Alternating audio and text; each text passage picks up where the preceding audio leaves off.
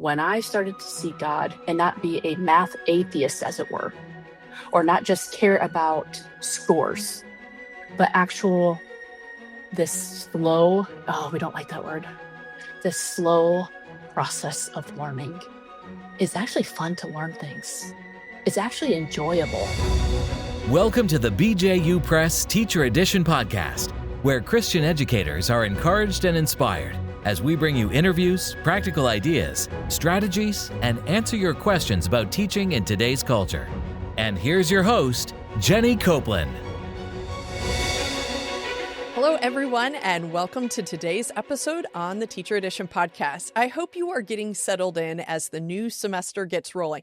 I always enjoyed the fresh start of getting back to school after Christmas. I know it's hard to get up and get those lunches made and all that, but there's also that freshness. You know, everyone has gotten to be away. They've gotten a change of scenery, especially the little ones even seem to grow up some over Christmas. It's just amazing what those couple weeks can do.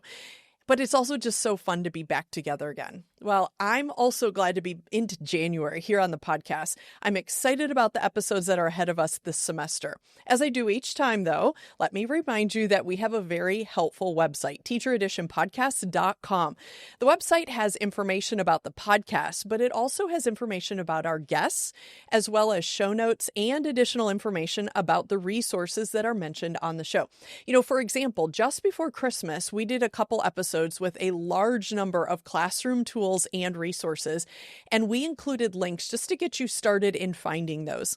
Our website also has a place where you can leave ideas for upcoming episodes and even questions that you would like to hear answered on the show. Please take advantage of that offer. Our guests have great insights and they would absolutely love to answer your questions here on the show. Also, I'd like to again encourage you to find us and like us on social media. We are Teacher Edition Pod on Instagram and TikTok, as well as Teacher Edition Podcast on Facebook and on YouTube as well. Well, I am so excited to welcome Katie Vance to the show today. So my paths have crossed with Katie so many times over the years and in unique ways. She is always so fun to be around. She has a great heart for teaching and for giving her very best. And she's also a learner herself. I love that about her. She's one of those people who's always looking for a way to make her class the best they can be or to instill a love of learning in her students. Katie's actually been teaching for 20 years in the same school she graduated from, which is Gunnery Road Christian Academy in Fort Myers, Florida.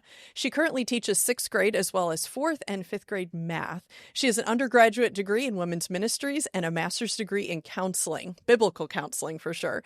Katie's also a certified biblical counselor with ACBC. Katie, it is so great to have you here on the show today. Welcome to the Teacher Edition podcast. Thank you, Jenny. I'm so happy to be here. Okay, so in your bio, I mentioned that you teach math. So I thought we would talk math today. Why don't we start out? Well, that's good. I'm glad to hear that because I want to start with your background. Where did the math teacher in you come from? I know often we're shaped by our own experience in the classroom and our own learning. How would you describe your math experience as a student? It's a great question. Not good, to be honest with you. As a student, not good. But you're a math teacher. I know. Okay, so we have to hear more about this. Here's the story. As a student, what was incorporated to me in my learning is that math equals memorization. So memorize the math facts, memorize the formulas, and you're good at math. And I was good at math because I could memorize well. High school, we're doing algebra and geometry. Those aren't memorizational type things, and I very much struggled in that. And as a student, I never had the aha moment as oh, that's cool. Oh, I get it. I never really had that. So yeah, it's a great question of how I became a math teacher. Because I didn't go to school to be education. That might be a whole different podcast. You said your experience as a student wasn't so great, but how did that shape you then now as a math teacher? How does that weave in? At the beginning of this journey, horrible, because you teach what you know. So I had one tool in my belt, memorization. Mm-hmm. And so if a student couldn't memorize, then we are stuck and we are frustrated. So it was bad. I did not like teaching math at all because I did not know how to communicate these concepts because honestly, I didn't know them. So it was Okay. bad. Okay, so maybe we should just cut it off here and just leave our Be listeners done. hanging like this is quite the story. Okay, so I would say that often when we talk about math class or math teachers, there is like a sense of wonder or awe about them, at least in my mind, because again, I was not, I was okay with math, but I wouldn't say it was my love. And I think there is often a love-hate relationship with math. I'm sure even math lovers or math teachers have their frustrations. So let's keep going down this path, I guess, and what you're telling us. What were frustrations that you had as a student? And then do you have those same frustrations as a teacher? I guess my frustrations would be as a student is that I didn't understand. And if I couldn't follow a method, then I couldn't get the right answer, right? And that's what math's all about, right? The right answer. Right. And actually wrong. It's not what math's all Oh yeah. about. Um, so then again, as a teacher, I was frustrated because I did not know how, I didn't have any other tools. I didn't have any other tools. So what changed for me, if we want to go to that direction, was actually our first time going to the exchange conference from BJU. I was going to ask you that. So that was my Yeah. next thing is what changed? Because obviously you love math now. So get us there because this is suspenseful. Yeah, no. So again, I didn't have my background's women's ministries. I love people. That's the easy part of this. That's People. obvious too. But these classes and how I'm going to communicate them. So going to the exchange conference for the first time gave me some tools that I did not have. And it was painful to go to that first exchange conference because I'm like, oh no, I am not a good teacher. I love students, but I am not a good teacher of transporting this information about God to them. That's a problem. So that got me very excited, though. The hope and the help from the exchange conference got the ball rolling.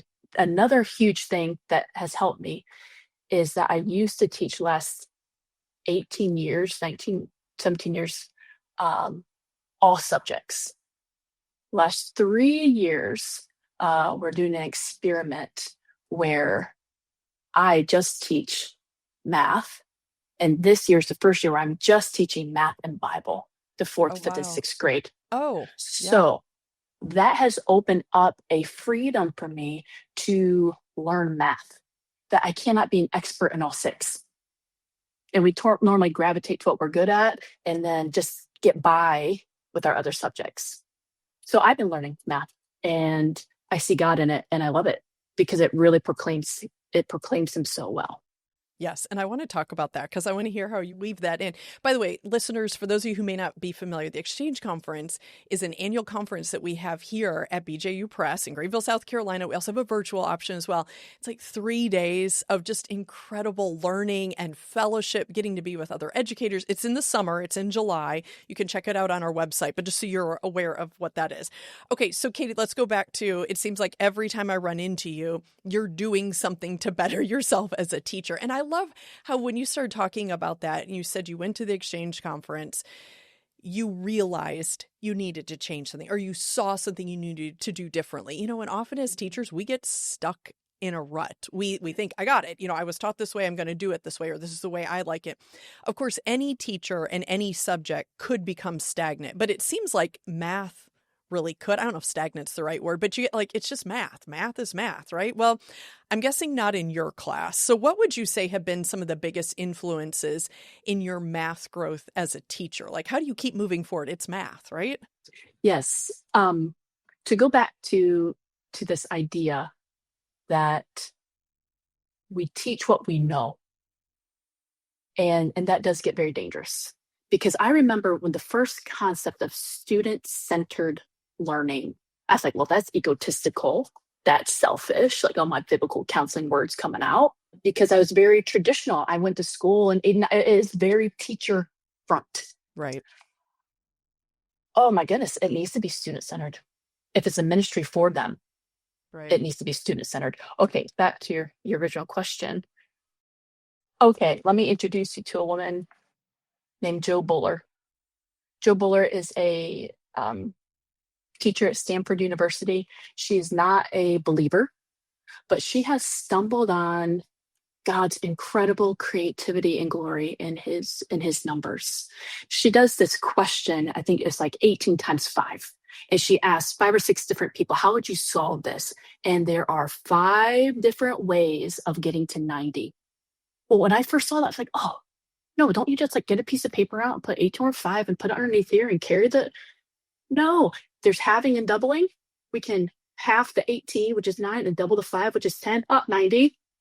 We can, it just the flexibility, that's the word, the flexibility of numbers. And I would say there's a flexibility in the learners. And if I just say you have to do it this way, which is my way, oh, we're not robbing God of his glory and his creativity of humans in his world, which I was. I didn't realize it, but I was. Another influence was our school was getting accredited. And so Christian educators had to take philosophy of education. Well, I didn't have to take that course. So to get accredited, I needed to. And I took a course on philosophy of education. And really, because I knew I was just teaching math, really, I focused on that side. And I just saw God's glory there. Okay, that gets me excited about math. And there's this other book, Revealing Mathematics. And I might be getting ahead of myself. That was great. But there is a quote in this book of, okay, Katie, what changed? Why do you love math now? Because of things like this. Math only works because it describes consistencies that God holds in place. Math testifies of God's faithfulness.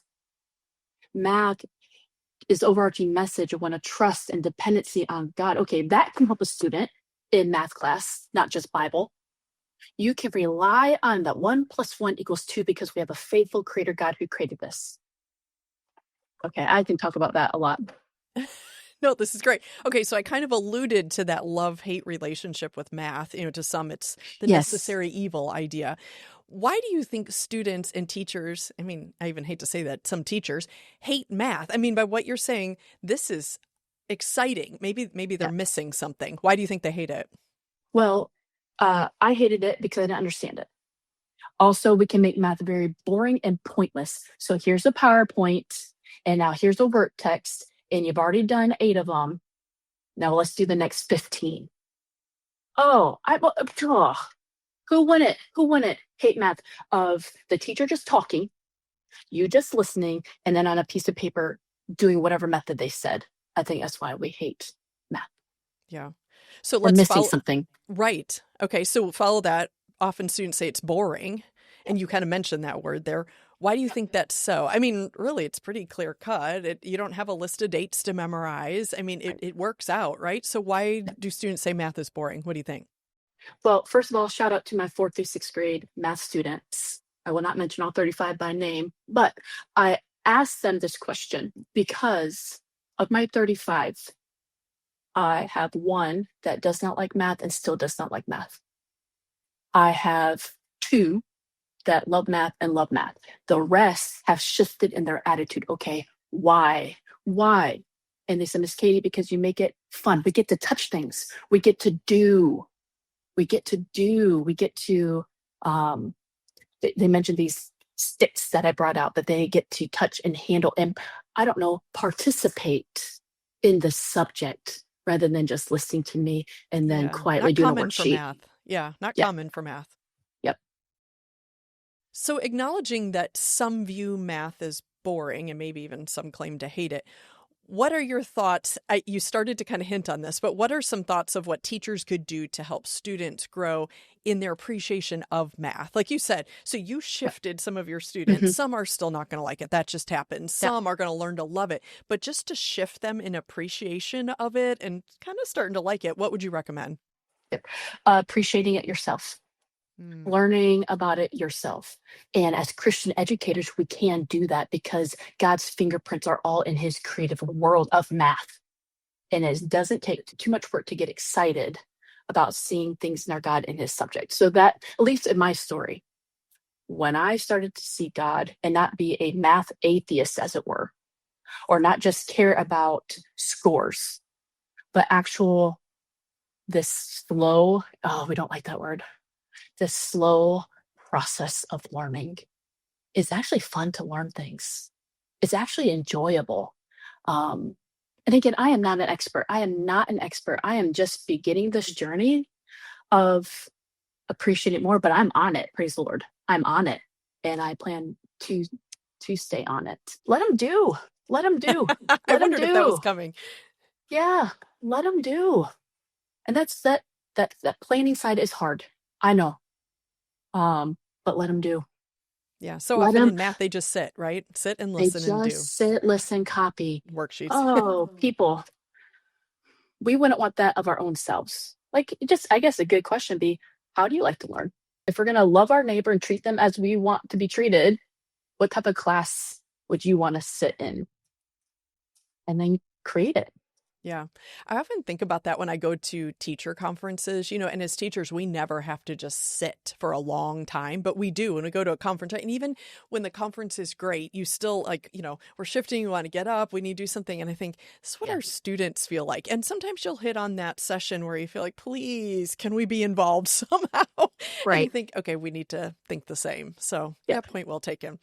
Okay. So as you and our listeners know, biblical worldview is obviously foundational in what we discuss here on the podcast. You've already mentioned that, and you mentioned that's really what kind of awakened you to loving math and really seeing it from a biblical worldview. I would say math is an area where some people really have a hard time weaving in a biblical worldview. We've actually had a couple sessions even here on the podcast about biblical worldview and about math and how they work together. What about you? Could you share even some biblical truths that have really shaped the way you teach math? Like how would you talk to someone about bringing Bible, connect Bible and math? Like how do they work together? Right. It's a great question. I really struggled on this at the beginning. For our lesson plans, we have a thing that says biblical worldview or shaping. And so so I'm like, I don't know. God's a God of order. Just throw that in there just to get it done. But through the classes that I've taken and the philosophy of education, hold up, there's so much. That is true. God is God of order, but he's faithful. Last week I did inequalities, greater than, lesser than. 6 is greater than 12. Students, this is a truth statement. Our God is a God of truth. What other areas does God care about truth in? Is he reliable? Because the only thing we can rely on is the God of this word. Not even math, because math is bent by the fall, right? We can use not math in itself in the structure, but we can use math in a way that dishonors God. So math isn't God, but math is created by God, and it preaches a God of truthfulness and reliability. What a great conversation to have, that God's reliable, because our little ones live in a fallen world where they don't have a lot of reliability things. Parents are getting divorced. There's pain, the problems. Our math class can point them to a God who does care about truth, and he is faithful, and he is a faithful, dependable God. Math preaches that. Yeah. And I love listening to you because I feel like your students leave your classroom challenged spiritually, not just academically. And I love Yep. that you have such a heart for that, because I don't think of all classes, math class is a place where often students leave feeling like they saw it through a biblical worldview or they were challenged spiritually. So I just love that. We're always looking to share practical strategies here on the show, as well as any resources. I wondered if you mentioned a couple books, and maybe Yep. we could revisit those because I definitely want to get those Sure. in the show notes. But if you had anything else that you found to be a really helpful resource just in teaching math specifically. Sure. The game changer for me and my students of teaching just the subject math is Polypad. It's a free whiteboard website. And especially when it comes to fractions, they have a geometry section, a number sense section, whole bunch of different math sections. You go to fraction, they have these fraction circles or fraction bars. And so then we bring out a half, and you click its button and it brings up 2/4. The students can see, hold up, oh, 1/2 and 2/4 are the same. Hit it again, 3/6, 4/8. So they can see it and play around with it and create with it. That has just been an absolute game changer. Like if you're going to look at any of the things, I have a couple other ones. Polypad would be number one. Another fun one is called Gynze, Ginzy, I guess. We'll go with it. We'll go with it. That's another fun one. They have already created lessons. They have tools. So I've used that for creating circles. And so the kids, they don't have to learn how to use a compass. We have iPads, they can draw the circle. Okay, let's do a chord, let's do a diameter. Do you notice the center? So, but it gives everyone able to do something without a lot of prep time from me. Hey, go to this app. I like that. Yeah, that's great. Oh boy, I think I would know math so much better if I was in your class. This just sounds very fun. Okay, so let's kind of play devil's advocate here for a minute. Let's go. So you said you still have, one or two who are kind of like, I still don't like it. What would you say to a student who just says, I'm just not a math person? It's just not me. What do you say? So I would say, are you an image bearer from your creator God? Because he actually is a math person and we are made in his image. So everyone's a math person. Now, just say math has to look like this box that I'm putting it in. No, if it's the box that I'm creating, then no, you're right. You're not a math person because you just don't want to memorize or don't know how to memorize or struggling. But if we're opening up this box, because we can't put God in the box either, it just robs his glory. God is very creative in even how we learn something. So if I'm saying you have to learn this way, then you know what? Shame on me. But everyone's a math person because our creator is, and we're made in his image. So just give it a chance. And I will say this, it is so helpful to have someone, again, I'm just starting this journey, so I'm not your someone, but to have someone open up this gate for you. So I remember going on I had art appreciation in college. Oh, and yes. I left that semester not appreciating art. I didn't get it. I didn't get it in the classroom setting. A few years ago, I was at a art gallery with Erin Jones, and I walked around with her for 1 hour and left with appreciating art. Why? Because God has gifted her an understanding and knowledge that just opened up the door for me a little bit, where I'm like, okay, yeah, I think I actually might want to walk through here. It's so helpful to have those people in our lives. Absolutely. That's great. Okay, as we wrap up this episode, I have just two more questions for you. First, I'm guessing there are some listening today who think they just aren't like you. I mean, obviously, your enthusiasm is contagious. You're fantastic, and you are looking to grow and help your students love this. Or maybe we're talking to an administrator who thinks, well, the math teacher at my school isn't like you, which of course they aren't. We're all different. We get that.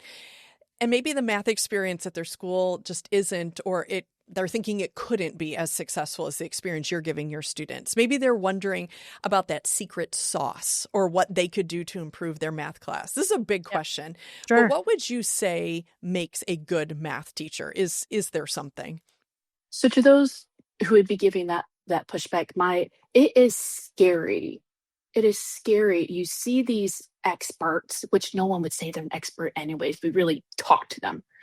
And I could never be like that. I think one thing is, are you willing just to take the next step?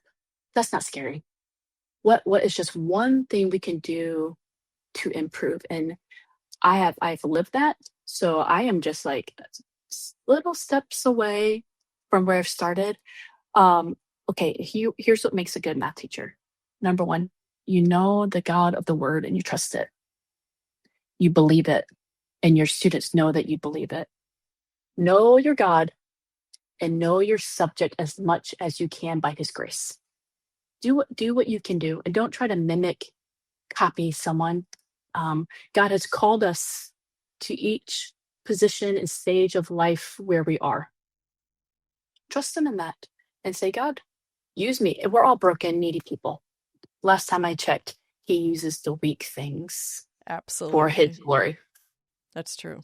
So true. And I like what you said very first, just be willing to take the next step. I mean, that's so true. I think especially in math and maybe in science, even history, some people my husband's one who he knows his history, like he knows his battles and what affected what and who fought.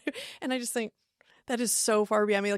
I can't even keep those dates in my head. Same thing with math. You tend to look at those who might be seen as the experts and things. I can't be that. But I love how real you are in this. And I love your recommendation. Just take the next step. How can you grow? One, know your God. But two, have a passion for what you're doing. But just take that next step. What's an area you can grow and be a real learner? Just like the students are. We ask them to do hard things every day. We say that on the show quite a bit. We ask them to do hard things every day. We need to do hard things too. Just keep growing and keep learning. That was perfect. Okay, last question.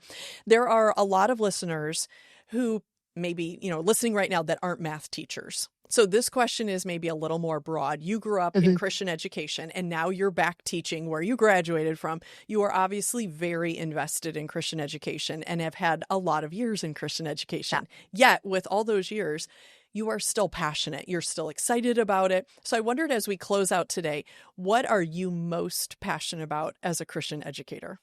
Yeah. I want my students to live the Psalm 1 life. I want them to have that blessed life. I tell my students all the time, I do not care, and this sounds terrible, I do not care about your grades. I care that you know this God. And if you can see him, then we're going to hear, well done, good and faithful servant. You're going to forget what grade you got on that math test in how long?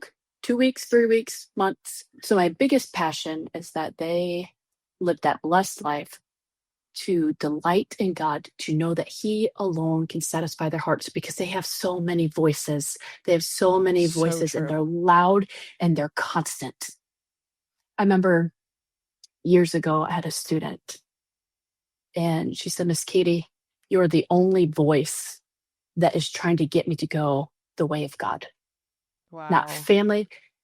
Praise God was that voice. And sadly, she went the way of not the blessed life. The Lord has just imprinted on my heart this view of eternity, that I carry that. They're going to stand before God. And Lord, don't let me be a stumbling block in their walk of knowing you. That is what I care about. Their salvation, number one, ultimate. And number two, that the sanctification process, that they really do know that God alone satisfies. The world lies to them. So those are my passions. It's excellent. A Psalm 1 challenge for sure. Yep. And your passion is so evident for that. And I think that's a huge challenge to all of us too. Katie, it's always fun talking with you and always challenging. You have a passion for Christian education, you have a passion for your students. Just thank you so much for being willing to be on the show and inspire all of us, and hopefully, especially math teachers listening today, but I think everyone has been challenged here at the end with your focus, your push towards that Psalm 1 challenge. I really appreciate your work in the classroom, and it's just been such a privilege having you here on the show today. Thank you. I enjoyed this conversation, and there's hope that you don't have to be a math person to be a good math teacher, because I'm living proof of that. And God is good. And I appreciate this podcast because the goal is to encourage fellow ministers, and we are all co-laborers together. And so let us not grow weary in doing good, and continue to find the joy that we have of this eternal investment in these kids. What a gift. What a gift. Who else can say that they get to do what we do? I literally get to fight for the kingdom every day. Oh, nothing can be better. Nothing can be better, I think. I don't think so. I noticed you use the word get. We don't have to. We get to. I love that. Listeners, thank you so much for joining us today. I really hope that you have been challenged and encouraged by what Katie has shared with us today, whether or not you're a math teacher. As we close out this episode, remember to go to teachereditionpodcast.com to learn more about the show and submit your questions for upcoming episodes. Of course, be sure to subscribe to the podcast and go follow us on social media. Now, it's time to get back to your day, but it's not just any day. Every day in the classroom is your day to impact and inspire through God's power and through His grace working in you. Now, go do what God has called you to do.